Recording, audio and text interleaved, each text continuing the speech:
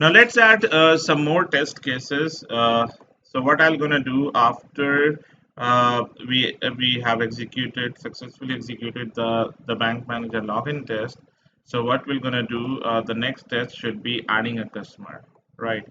So I'm gonna create one more test over here. After login test, I can click on new. This login test, we should actually give it a name as bank manager login test. Right, so I'll just rename this test to Bank Manager Login Test, and inside the test.ng XML file, I'll mention the same name over here as well. So it should be Bank Manager Login Test, right? And we're gonna add a new test, a second test that should be add customer test. So I'll name it as add customer test. This was Bank Manager Login Test, right? And I'm gonna create a class with the name add customer test, right? So copy this and create a new class over here with the name add customer test, right? So in this test, there will be a method that says public void add customer. So this will be at the rate test, right? My test case. And this test where we actually need to add this data, the first name, last name, and the postcode, right? So this data we should actually be reading from the Excel file, right? So we need to implement data provider like the way we have already seen in our Selenium course in test.ng, right? Where we actually use data providers, right? So we'll be implementing the same thing. So what I'm gonna do, I'll first gonna add data provider equal to get data. So this get data method we actually need to create over here, which will gonna say public object two-dimensional array get data, and this will be our data provider at the rate data provider. Right now we are going to design it in a simple way, but later on we're gonna add some more logics over here, right? So this data provider will actually gonna contain three columns at the moment, right? Like the first name, last name, and the postcode. So I'm gonna mention string first name, string last name, and string postcode, right? Three columns over here. And I'll be opening up my Excel sheet now. So in the Excel sheet, what I'm gonna do,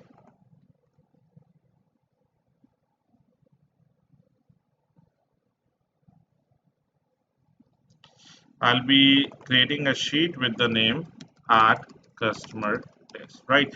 So the logic that we're going to follow over here, with our name that we are actually going to give to our test case, the same name will be given to our sheet, right?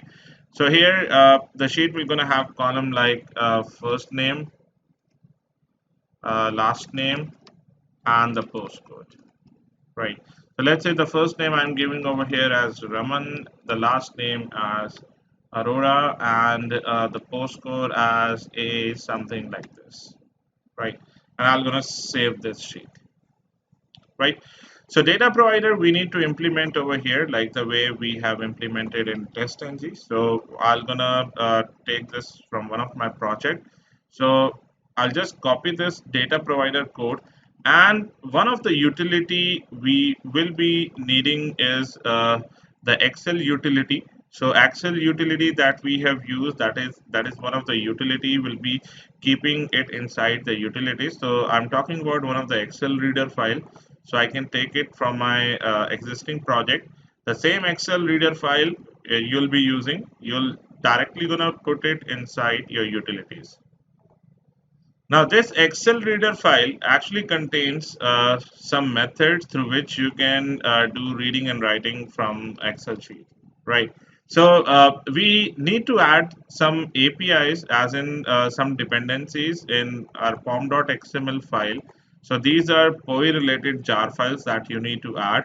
So I'm going to show you what all jars that you need to add. You need to add a dependency like this, Apache POI, then POI 00 XML, then you need to add DOM4j, then you need to add XML beans, and the final one is POI 00 XML schemas. So these are the jars that you actually need in order to do reading and writing uh, from Excel, right? And I'm gonna go to my base class. I'll first load this Excel file. So this Excel file, Excel reader file, has actually got a constructor. This class has got a constructor that accepts the path of your Excel file, right? So that it should load, it can load the path using the file input stream and pass the file input stream in XSSF workbook class. So this XSSF workbook is actually used for the latest Excel formats, that is .xlsx, right? So what I'll do, I'll go to my base class and I'll load my Excel sheet first. I'll say public static Excel reader Excel equal to new Excel reader, and I'm gonna give the path of my Excel reader over here. First we'll import this Excel reader from the utilities package, and path, how will we be giving the path? The same way like system.get property, and this is again inside SRC test resources, and after that it should not be properties, it should be where we have actually kept the Excel file. So we have kept the Excel file and the resources. We have a folder Excel and then test data.xlsx. So I'm gonna give the folder name as Excel and the file name is test data.xlsx. Right, so we have loaded the Excel sheet, and now we can call these methods for Excel. Let's see, we need to extend our test base class over here so that the Excel reference can come over here. Right, sheet name, we're going to create a variable sheet name over here, and sheet name we're going to pass it as the sheet is name is the same as the class name, right? So it will actually going to read the row count and the column count, and we're going to add it into the object two-dimensional array for rows and columns, right? So this is the logic that is written for data provider. What it will actually going to do, it will start reading the data from the row 2. So if we take a look at our Excel sheet, so our data starts from the row second. So data starts from the row second. It will actually start reading the data from row 2 till the row count, right? The loop, how this loop actually going to work, it starts from row number 2 and less than equal to the row count. So if the row count is 2, it will just going to read the data from this particular row, right? And then the columns, it starts from 0. So this is the first, this is the 0th column. We are treating it as a 0th column, and it actually runs less than the column count, right? So it will gonna read the data for 0, 1 and 2 columns. So first this loop will gonna run, right? Now here the data will be stored in a form of data 0, 0. The first data we need to store in data 0, 0. So column is 0 at the moment, right? Column is 0. And if I give row number over here, row number is 2 at the moment. So 2 minus 2 is equal to 0. So the first data will be stored at data 0, 0. Like this is how we parameterize data in TestNG. If you have already gone through my TestNG lectures in the Selenium course, you must be familiar with the parameterization concept, right? So data 0, 0 will gonna hold the very first data, that is the first name, and then we're gonna get the data using one of the Excel method, get cell data, which will get the sheet name. Sheet name is add customer test, the column number is 0, the row number is 2. It should get this data and store it inside data 0, 0. Then the columns will be incremented. Next time it will be 0, 1. It will read this data. Then 02, it will read this data. And then the rows will be incremented. So right now there are only one row, so it will not increment further. And it will read the data from this particular sheet and this particular row only. And then we are passing the same data to the add customer method over here, the test over here, with the help of data provider, right? So what all total columns that we have over here, we need to add all these columns in a form of parameters to this method, right, to the add customer method. So once we are done with this, we can now uh, write the code for finding the elements and then doing send keys and reading the data from the Excel sheet. So very first thing, when we go to this page, we need to click on add customer button to so that we can see these things. As in, if we click on bank manager login, these things won't show up automatically. You need to click on add customer button. So first we need to click on add customer button. So I'll be saying driver dot find element by dot css selector, and we're going to take it from or dot get property, and we'll take the property of add customer button. We have already taken the locator for add customer button, and we'll say dot click. And after this, after clicking, we need to do send keys for 3 times and then again click. So I'll just copy this and I'll say dot send keys. Right, first we need to enter first name, and we need it 3 times. First name, then the last name, and then the postcode. Last name and the postcode. Right, so this will be first name, this will be the last name, and this will be postcode. So add customer button, again, this is also add customer, this is also add customer. So I can, instead of add customer, I'll name it as add button, right? So we're going to give this locators in our OR properties. So I'll say first name, then last name, then postcode, and then add button equal to this. And in my test, I'll say add button equal to this. Add button dot click, right?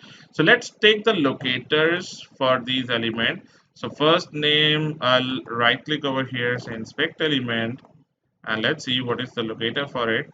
So it should be input. This is an input element, right? So I'm gonna say input. Then we can use ng model over here. Ng model equal to f name. So this gives us one unique locator. So this is for the first name, right? Then for the last name, again inspect this element. So last name is just L name, same input, ng model n name. So I'll just copy this. It is L name.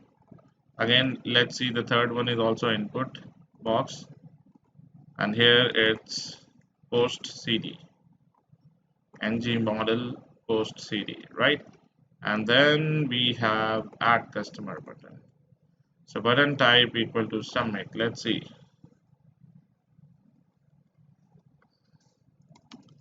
Button, sorry, type equal to submit. Yes, we got this. Right, and I'll paste it over here. So this is how we have created our second test, right? Now let's make sure it works fine. So I'll again go to test.ng XML, right click and say run as test.ng suite, and we're going to make sure the data is read from the Excel sheet.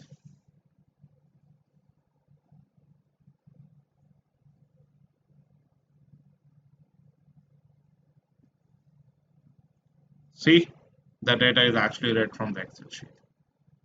And if we take a look at the results, so see, this is the data that is read from the Excel sheet. And if we refresh our reports, we're going to see the second test, that is add customer test over here. And this is what we have actually filled, right? Now, what happens if I go over here and if I enter the first name, if I enter the last name and some postcode, and if I click on add customer, see there's an alert that shows up.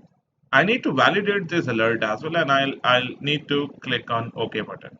So whenever you add any user over here, you can see this thing should remain constant and this ID gets changed. So right now it's 14.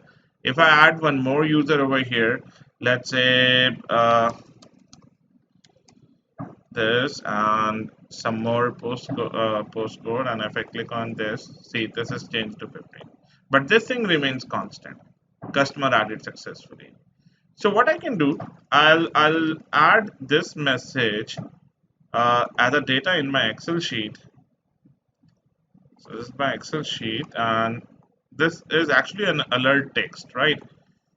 So I can mention one more column over here, say alert text, and the alert text is customer added successfully, right? I'll just validate if this message appears, then the test case is pass, and it should click on the alert button as well, right? The accept, it should click on the OK button as well, right?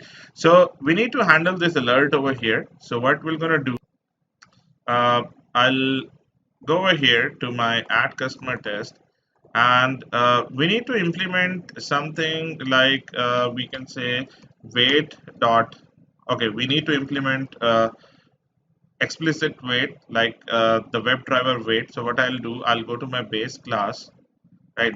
Because I need to implement something like it should wait till the time alert is present. And this is one of the explicit condition. This won't be handled through implicit wait. Implicit wait is only for checking the presence of element if it is not immediately present. It is not for checking the alerts, right? For alerts, we need to use some expected condition. So I'll say public static WebDriver wait. Right, we'll implement explicit waits in the framework now, and over here I'll say wait equal to new WebDriver wait. Give the driver reference and give 5 seconds as an explicit wait. So over here I can now go to my test and say wait dot until the expected conditions dot alert is present, right? And this should actually gonna return you the reference of alert interface. So you can say alert equal to this, and when you say alert dot get text, it will get the text of alert. And you can say alert dot get text dot contains. So if this contains alert text, so string alert, because we've added another column, right? So if it contains alert text, then we can add up an assertion over here. Assert dot, again assert true, right? It will be a Boolean condition. So it will check, because contains will gonna return you a Boolean value. So if it contains the alert text that is successfully like customer added successfully, if get text contains that particular thing, then it should pass the test, otherwise it should fail the test. And once it contains, then it should say alert dot accept. It should click on the OK button, right? So let's put a sleep over here for a few seconds just to validate it clicks on alert or not. Later on we're gonna remove this sleep. So I'll right click, say run as test ng suite, and let's make sure both the tests get successfully executed.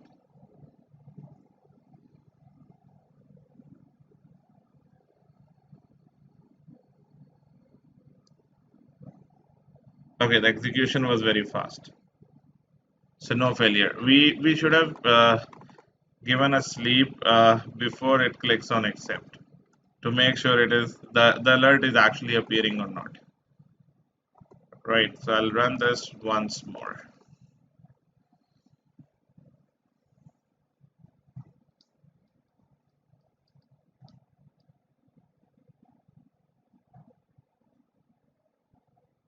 See, alert shows up. And then it clicks on OK, and then it should quit. Right? So both test gets executed successfully. Right? This is what is read from the Excel sheet.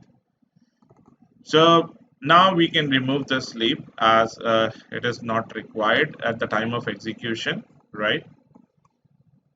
So this is how we have designed our second test case, that is the add customer test.